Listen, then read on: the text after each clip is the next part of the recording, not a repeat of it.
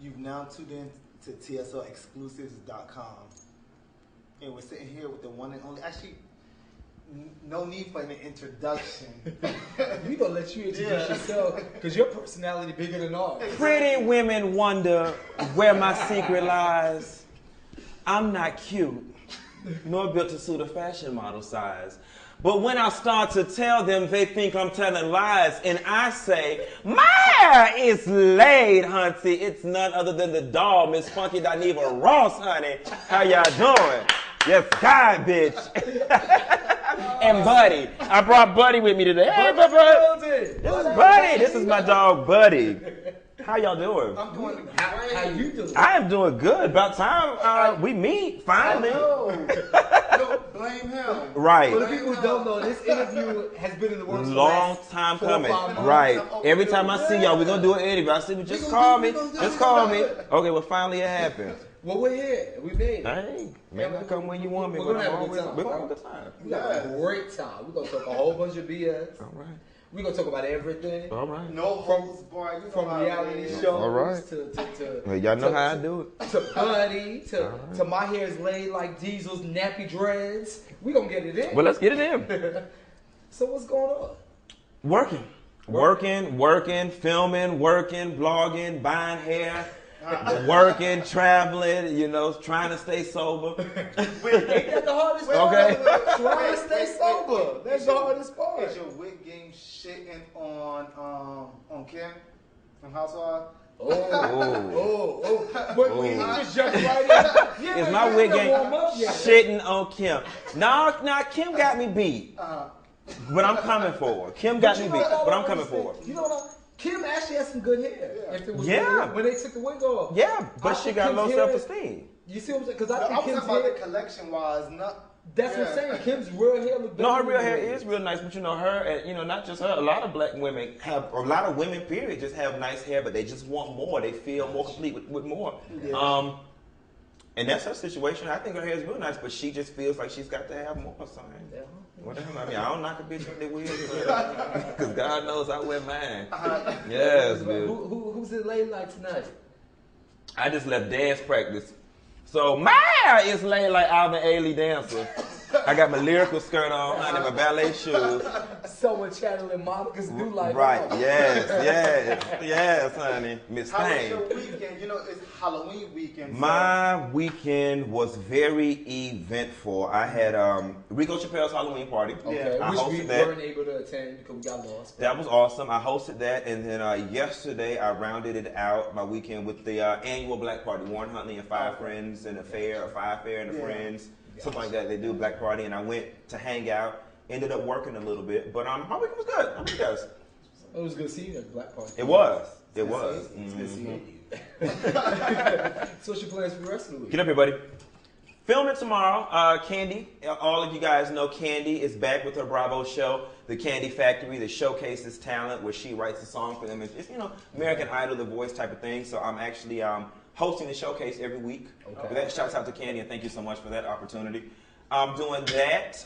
What else I got the rest of this week? I've got a lot of shows. I mean, man, I'm backed up with my Scandal reviews, my Revenge reviews. I've got Jackie Christie that want to fight tonight. Amanda's mother is Victoria. Shut up! I didn't see it yet. I haven't seen it. Shut up. Come on, I haven't seen last night's episode or the one before. I gotta watch both of those tonight and do my reviews. Okay, Revenge is my. Let me tell you something. Victoria Grayson is the baddest bitch on TV. Yes. Hands down. Yes. Hands down. Well, I felt a little because I taped Revenge, but I haven't watched not one season. Oh wow, you don't know what you're missing. Revenge. But it's on DVR though. Yeah. When I Shouts out to Madeline Stowe and the people over at ABC. Revenge. I mean, TV hasn't been this good since Guiding Light, since Andy and the Clone, way back when. And I always when you're missing out on Revenge. Yes. I'm gonna watch Revenge it. is sexy. That's my Yes, favorite character. yes. Victoria is not to be played with. So, I mean, for the people who don't know, including me, how did it all start? Because just overnight I woke up and you were just the biggest thing. You can't deny talent. You see what I'm saying? But believe it or not, Funky Dineva and this whole, media, my hair is laid thing really started out as a joke. Okay. Everybody, thinks that it started out as the brand and the business that it's become today, but it actually started out as a joke. I had found one of my good wigs from Halloween, and I just put it on, and I had my handy dandy What did you iPhone. dress up as Halloween? I was just a woman, just an ugly girl. It was just nothing in particular. And I found my wig and I put it on. I was like, yes, bitch. My hair is laid, honey. She did this. And the video happened to be more than about 30 seconds. I called a friend of mine. I was like, I want to send you this video. So he's like, well, text it to me. So I went to text it. The file was too big to text. So I was like, shoot. So I said, well, I'm going to upload it to my YouTube channel. This is YouTube channel I had since I was like 12 years old. And I said, I'm going to upload it and then look at it. And then, you know, when call me back when you finish and I'm taking it down. And my friend come back. He was like, oh, my God, that is so funny. I'm like, it's really not that funny. Okay, I'm going to take it down. He was like, no, leave it up. I want to tell, you know, one more friend we went to college with. And I was like, well, hurry up and I'm going to take it down. I said, I'm going to leave it up for 10 more minutes. And in those 10 minutes, that bastard posted the video to Facebook. And I called him and went smack off. I was like, why would you do that? My coworkers on Facebook, my mama on Facebook, what are you doing? You know, but I'm the kind of person, once it was up, didn't make no sense of taking it down. Because the phone calls was already going around. People was already gossiping, so I left it up. Got mixed reviews. Some people was like, oh my God, that's so funny. Other people was like, you know, what kind of old faggot, old fuck shit? What kind of old, you know, shit, it was up. So I was like, well, since people like it, let me keep going. So I just started using it as a journal. You know, like my first 10 videos are 100% factual occurrences that were going on in my life, down to me going to jail, down to me breaking up with Tony, down to me getting an eviction notice, down to them coming and repossessing my car. Like all of those.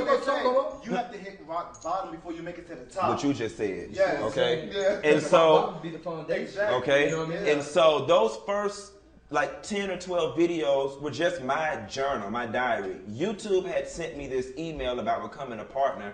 I didn't even bother reading. I was like, what is this garbage? You know, I had a job. I was an accountant, doing well as a corporate accountant. And one day I was at work, bored, goofing off at work, got tired of playing on Facebook. And I said, let me read this little email. So I read the little email, filled out the little YouTube partner application Put in thing. 2 week notice. And right. And so like in the first month, I made like $133. And I was like, okay, well, this is cute, little gas money. I was like, okay. Still didn't think nothing of it. I was like, okay. So the next month, I made $210. I was like, okay, this is cute. Go to the bar money. Yeah. Then the person that signed and sealed the deal was Estelle. I was on Twitter one day and Estelle tweeted me and she was like, I'm sorry to cut you off. Who, for the people who don't know, Estelle who? Estelle, take me, an American Boy. American Boy. Yeah, Kanye West's protege. Estelle, dark skin. You're European. International British pop star Estelle Darlings, honey. She sent me a tweet. Yeah, I can be a freak. She sent me a tweet and she said that her makeup artist, she was on the set of her song with Rick Ross. What's the song she had with Rick Ross? Oh my gosh. Whichever the video is she has with Rick Ross. Yeah. She said they were on the set of that, and she actually tweeted me a picture of them watching it. She said her makeup artist showed her this video that was mad funny, and she was like, you know, you are really funny. You know, keep doing what you're doing. And I was like, wow. First celebrity ever reach out to me. Still didn't think anything of it. Yeah. About 2 months later, I get an email or tweet from somebody in Estelle's camp. That was like, Estelle is going to be in Atlanta, and she said, come hell or high water, you have got to be at her show. Okay. And I was like, wow, like she thought that much of me, to reach out to me, but she actually remembered me. right. Met Estelle at the show. You know, we chatted up. Of course, she was busy. She had to go. Still not thinking much of it, okay? Yeah. So then Shawnee O'Neal tweets me. And Shawnee is like, you know, bitch, you are funny. Yes, God, honey. And then Tammy tweeted me. And then so it was like, then some more tweeted me. So it was like, after all these people started like hitting me up, I was like, okay, bitch. You might be on to something. You see what I'm saying? Then people started emailing me like, I'm having a birthday party, or I'm trying to throw my so-and-so a birthday party. How much you charge to host a party? I was like, I don't know. My first hosting gig, I said, $250. Cross your fingers. And they was like, okay. I was like, oh shit. You know what I'm saying? Still, like all this confirmation, still not thinking much of it. So I went and did that $250 gig. It was in Chicago. Okay. How'd you get to Chicago? They flew me. I told them they flew me. They flew me on a connecting flight, coach, and put me up in a raggedy hotel. But bitch, I was happy. You was there because I had never been to Chicago before. No name dropping. It was like, you're right. I had never been to Chicago before, so it was a free trip to Chicago. Did a party, $250. Now, mind you, it cost me more to prep and get there than I made, but I was happy. When I got back from Chicago, I was sick. So I had took 4 days off of work because I was sick. Okay. Now, mind you, I was already miserable at work and unhappy. And so I had took the day off, the day before the weekend off to get to Chicago. Called in sick for 4 days. I was like, okay. That Thursday evening, I emailed my boss. And I said, you know, I've been out for 4 days. I'm just going to go ahead and stay out Friday. And I'm going to come in either over the weekend or early Monday morning. And he called me and he said, you know what? Don't even worry about it. I saw that on Twitter though. He said, don't even worry about it. He says, you know, you've been out this long. It creates a nice natural stopping point. I looked at that phone and I was so sick. I just rolled back over. I just said, okay. And at that moment, I said, you know what, God? I said I was miserable. And I didn't want to do this shit no way. Yeah. And I thought to myself, I said, well, in Georgia, unemployment is $1,400 a month.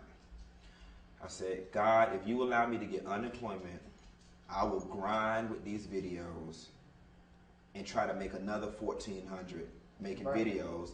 At least that'd be $3 grand a month. Yeah. I can live off of that. I can scale back and I can live off of that. Okay. I went without income for 1 month. That was, I think, January. February, I went without income. Come March, I was right back where I was when I was working. And then every month after, my income has climbed. So God is good. Yep. But it wasn't to that point where I got fired or pushed into my calling that I realized I was going to something. And so, long story short, it's supposed to be a short story, but that's how it came about. That is how it came about. Actually, I'm going to say this. Usually, our videos are probably a 1 part, 2 part. You're getting 2 parts. Hey. I'm sorry.